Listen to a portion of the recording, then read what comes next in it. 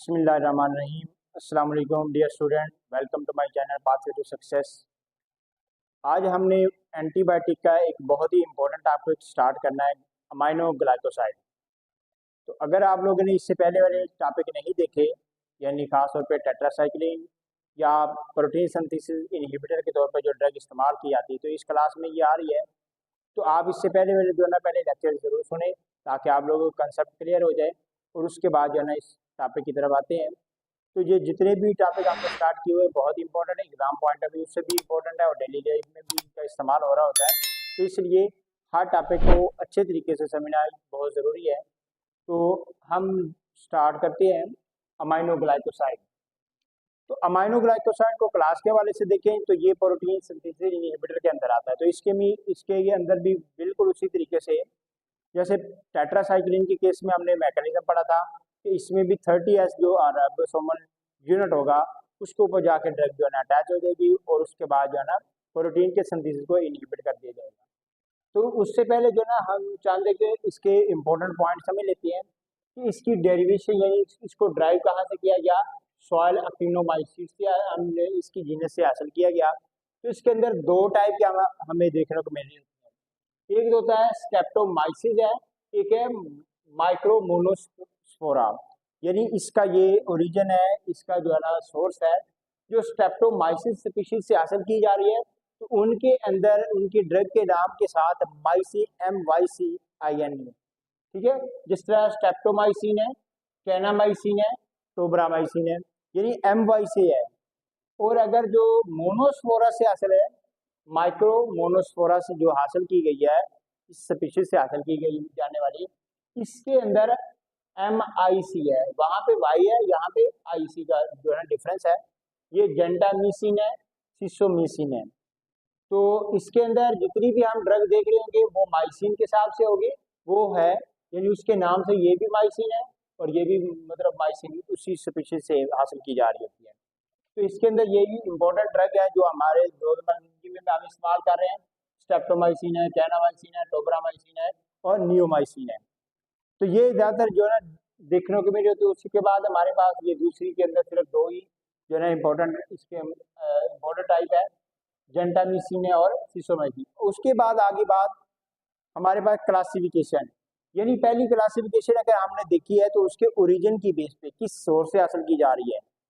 अब दूसरी जो क्लासिफिकेशन हमने देखनी है ये वाली है सिस्टेमिक रूट के जरिए से, जो यानी उसके रूट ऑफ एडमिनिस्ट्रेशन को हम इस्तेमाल करते हुए, हम जिस रूट को इस्तेमाल करते हुए ड्रग का इस्तेमाल कर रहे हैं उसी को बेस पे हम जो है इसका क्लासिफिकेशन देख रहे हैं। पहले है सिस्टमेटिकली, जो सिस्टमेटिकली हम दे रहे हैं, ओरल रूट के जरिए से इस्तेमाल करवा रहे हैं।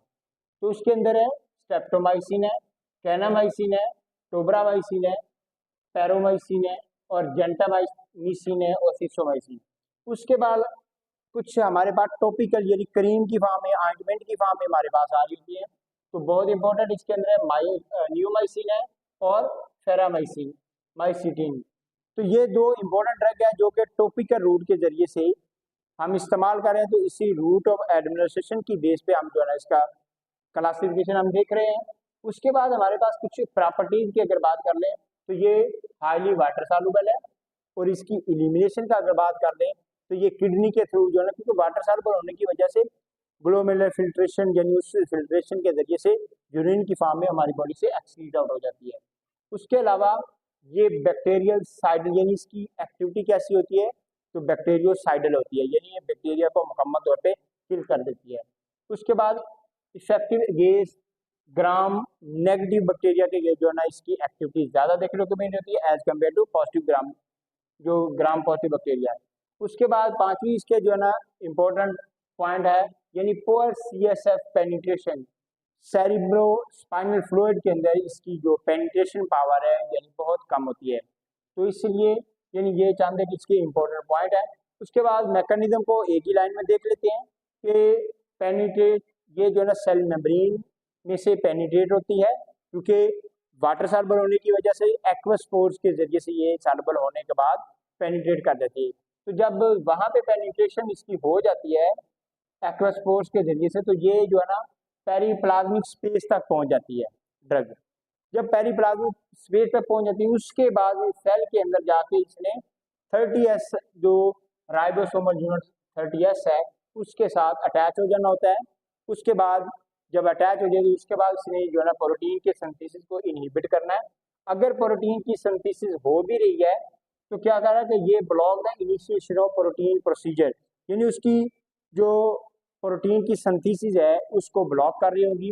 जब उसकी ब्लॉकेज होगी उसकी प्राकृतिक किसी एक दूसरे के साथ जो है ना अटैचमेंट नहीं हो पाएगी तो सिंथेसिस ऑफ एबनॉर्मल प्रोटीन जो कि उसका बायोलॉजिकल फंक्शन नहीं परफॉर्म कर पाएगी, तो जिसकी वजह से बैक्टीरिया जो है ना उस प्रोटीन को इस्तेमाल नहीं कर पाएगा। जब इस्तेमाल नहीं कर पाएगा तो दायरे बैक्टीरियल उसको आस्ते आस्ते जो है उसकी डेथ हो जाएगी। तो इसी प्रॉपर्टी को हम बैक्टीरियोसाइडल बोल रहे होते हैं। तो ये यहाँ तक जो है ना हमने आज अमाइनो ग्लाइकोसाइड के जो इम्पोर्टेंट बेसिक पॉइंट थे यानी उसकी क्लासिफिकेशन, उसकी प्रॉपर्टी हमने देखी, मैकेनिज्म को देख लिया। तो अब जो है ना इसके रिलेटेड ही यानी बाकी क्लास के हम पॉइंट देख लेते हैं। उसके बाद नेक्स्ट पॉइंट हमारे पास है स्पेक्ट्रम के हवाले से। अगर अमाइनो ग्लाइकोसाइड का अगर स्पेक्ट्रम की बात कर ले तो ये क्योंकि हमने पीछे पढ़ा है कि ये ग्राम नेगेटिव बैक्टीरिया के अगेंस्ट ज़्यादातर इफेक्टिव होता है। तो इसके अंदर इकोलाई बैक्टीरिया हमारे पास है, नोकार्डिया है और सीडोमोनास है, सैल्मोनेला, ये सारे के सारे बैक्टीरिया जो हैं ये ग्राम नेगेटिव बैक्टीरिया है। तो आपको पता है कि हमारे पास जितनी भी हमने अर्ली एंटीबायोटिक हमने तैयार की थी तो सारी की सारी ग्राम पॉजिटिव के अगेंस्ट थी। तो जिस तरीके से हमने मॉडिफाई किया यानी नई से नई टेक्नोलॉजी को, नई से नई टेक्निक को इस्तेमाल करते हुए ये एंटीबायोटिक का जो है ना हमने सिंथेसाइज किया, तो उसके अंदर हमने ये प्रॉपर्टी उसके अंदर जरूर रखी कि वो ग्राम नेगेटिव बैक्टीरिया के अगेंस्ट जो है ना अपना इफेक्ट शो करें। क्योंकि जितने भी ग्राम नेगेटिव के इन्फेक्शन हम देखते हैं तो सबसे ज़्यादा ये कॉम्प्लेक्स होते हैं, कॉम्प्लिकेटेड होते हैं। तो उसी के अगेंस्ट यही बैक्टीरिया जो है ना ज़्यादा रेजिस्टेंस डिवेल्प कर रहे थे। तो अगर हम रेजिस्टेंस की बात कर ले तो अगर रेजिस्टेंस अगर डिवेल्प हो रही है तो कैसे हो रही है कि ये जो है ना एंजाइम को इनएक्टिवेट कर देता है, जो कि जाके ट्रांसफरेज एंजाइम होता है जो कि अमाइनो एसिड की एक सीक्वेंस के साथ उसको पेप्टाइड चेन के अंदर जो है ना इन्वॉल्व करवा रहा होता है। उस एंजाइम को जाके इसने इनएक्टिवेट करवाना होता है, यानी हमारी जो एंटीबॉडीज हम दे रहे हैं उस एंजाइम को जाके इनएक्टिवेट करके उसकी प्रोटीन के सिंथेसिस को जो है ना क्या कर रही है, डिस्टर्ब कर रही है, इनहिबिट कर रही है। तो यहाँ पे अब रेजिस्टेंस जो डेवलप हो रही है वही हो रही है कि इनएक्टिवेटिंग द एंजाइम, उसी एंजाइम के अंदर मॉडिफिकेशन आ गई है। अब बैक्टीरिया का जो एंजाइम है वो एंटीबायोटिक हमारी जो है ना उसके ऊपर इफेक्ट नहीं कर पा रही, यानी उसको इनएक्टिव नहीं कर पा रही, जिसकी वजह से क्या हुआ कि वो एंजाइम जो है ना हमारी जो एंटीबायोटिक है यानी अमाइनो ग्लाइकोसाइड की फॉर्म में हम अगर दे रहे हैं तो वो क्या होगा कि उस बैक्टीरिया का जो एंजाइम है उसके ऊपर बाइंड होके उसको इनएक्टिव कर देगा। जब वो इनएक्टिव होगा तो ज़ाहिर उसकी बैक्टीरिया एक्टिविटी नहीं आ पाएगी, तो इस तरीके से रेजिस्टेंस डेवलप हो जाती है। उसके बाद दूसरा पॉइंट है low affinity to ribosomal unit. Ribosome के साथ जो अटैचमेंट है किसी भी एंटीबायोटिक के बारे में हम बात कर रहे हैं तो उसकी हम ये बात कर रहे थे कि उसके अंदर जो है ना उसके अटैचमेंट जो 30S यूनिट के ऊपर जाके अटैचमेंट होगी वो क्या होगा, उसकी अफिनिटी लो कर दी जाएगी, उसके साथ उसकी अटैचमेंट की जो प्रॉपर्टी है, एबिलिटी है, वो कम कर दी जाएगी, जिसकी वजह से रेजिस्टेंस डेवलप होती है। या तीसरा पॉइंट क्या है, डिक्रीज परमेबिलिटी, यानी उसकी परमेबिलिटी, उसकी पेनिट्रेशन पावर, बैक्टीरिया के सेल के अंदर घुसने की जो पावर है ना वो कम कर दी जाएगी। जब वो कम होगी उसको परमेबिलिटी का नाम दे रहे हैं, जब वो कम हो जाएगी, जब एंटीबायोटिक बैक्टीरिया के सेल के अंदर ही नहीं जा पाएगी तो उसके ज़ाहिर कोई इफेक्ट नहीं कर पाएगी। तो इस तरीके से ये जो है ना 3 बेसिक पॉइंट है जिसकी वजह से रेजिस्टेंस देखने को मिल जाती है। उसके बाद कुछ एडवर्स इफेक्ट हम देख सकते हैं। सबसे पहले ऑटोटॉक्सिसिटी, यानी इसके अंदर ऑडिटरी नर्व वगैरह जो होती है या वेस्टिबुलर जो नर्व होती है ये डिसफंक्शन यानी डैमेज हो जाती है, जिसकी वजह से ये अक्सर जो है ना डेफनेस का जो है ना प्रॉब्लम हमें देखने को मिल रहा होता है। तो ये रिवर्सिबल होता है, जितनी देर तक हम इस्तेमाल कर रहे होते हैं ज़्यादा देखने को मिलता है, आहिस्ता आहिस्ता रिकवरी की तरफ चला जाता है। तो उसके अलावा अगर वेस्टिबुलर डिसफंक्शन यानी वो डैमेज हो जाती है तो उसके बाद नोजिया, वोमिटिंग या वर्टिगो वगैरह ये यानी चक्कर आना शुरू हो जाती है। तो ये इसके एडवर्स इफेक्ट है।